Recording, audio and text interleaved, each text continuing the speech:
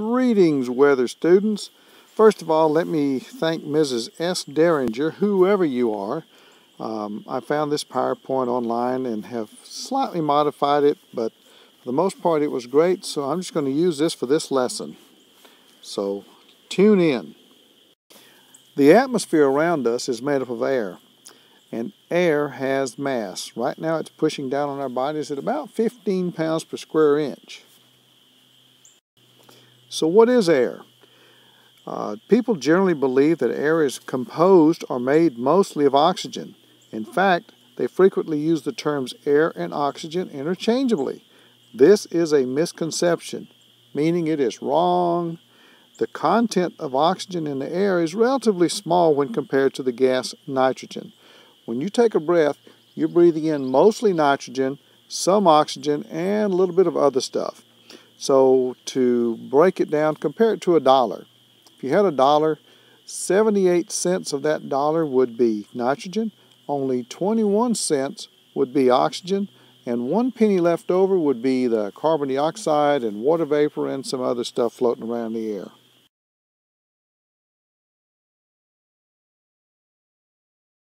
When you study the weather, the most important thing you have to know about is air pressure. Air pressure is the force that air molecules push down on a surface. If you're a shark, you're not too interested in air pressure, but you got lots of water pressure.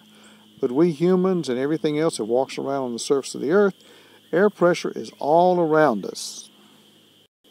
Now this is obviously a picture from the space shuttle or the International Space Station, and there is no air pressure up there because it's above the top of the atmosphere. And this brings us to our next point.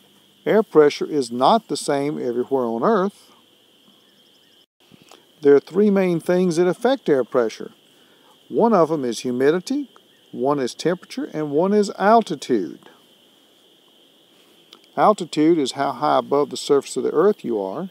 Humidity is the amount of water vapor in the air, and temperature, that's the amount of energy in the air. Okay, like we said, air pressure is affected by temperature, humidity, and altitude. So let's see how.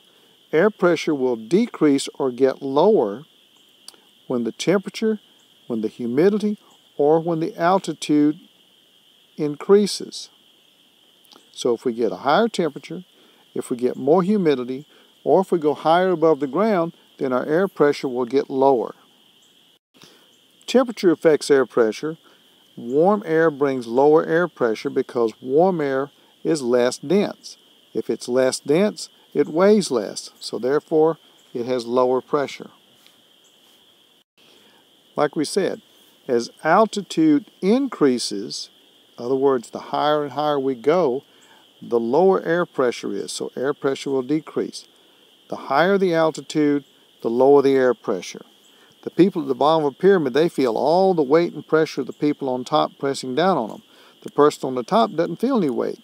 So down here on the ground, especially close to the ocean where we are, we've got all the air in the world pressing down on us because we're at the bottom of this ocean of air. However, as you climb up the mountains, you're getting higher and higher and higher, so there's less and less air on you. Now the third thing, humidity, may seem a little odd because when we think of, well, humidity is water vapor. And when we think of water, we think, golly, a bucket of water is heavy. But when we're talking about humidity, we're actually talking about water vapor. And water vapor has very, very little mass. And because it has such very little mass, as the humidity or moisture in the air increases, the air pressure actually decreases.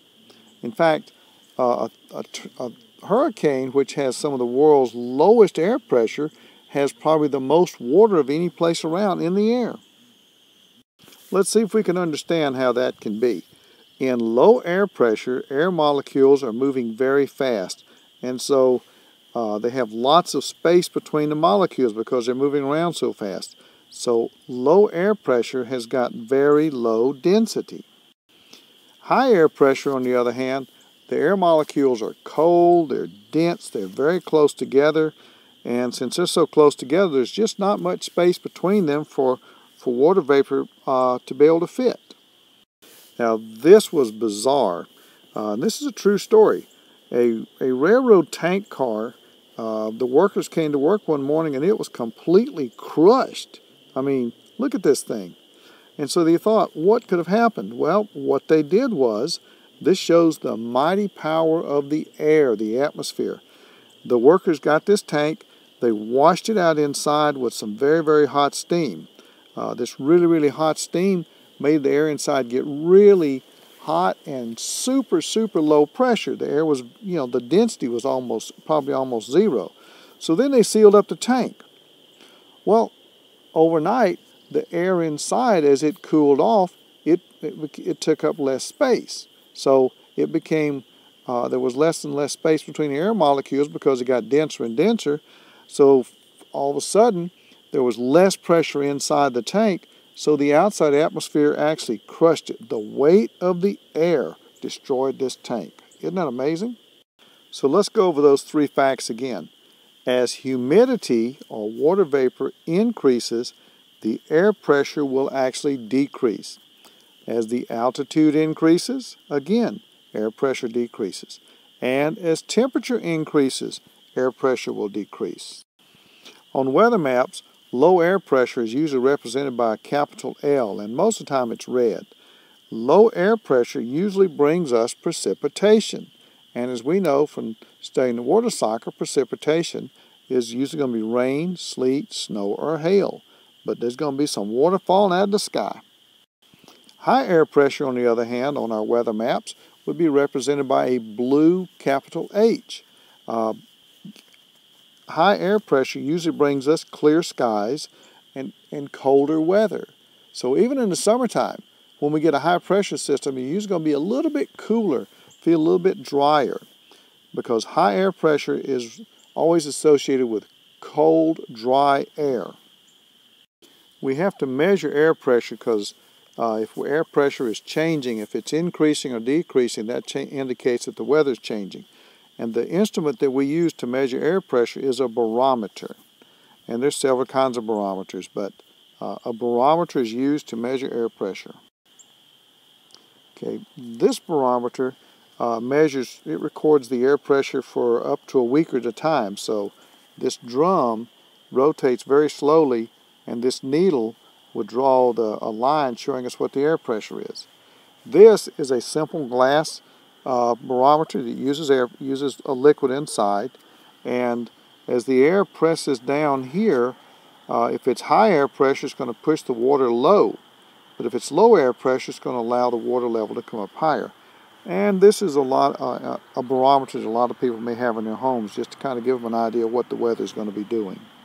So take out a piece of paper now and take a few minutes and see if you can answer these questions. When you get through with them, come show them to me and I'll go over them with you. Okay.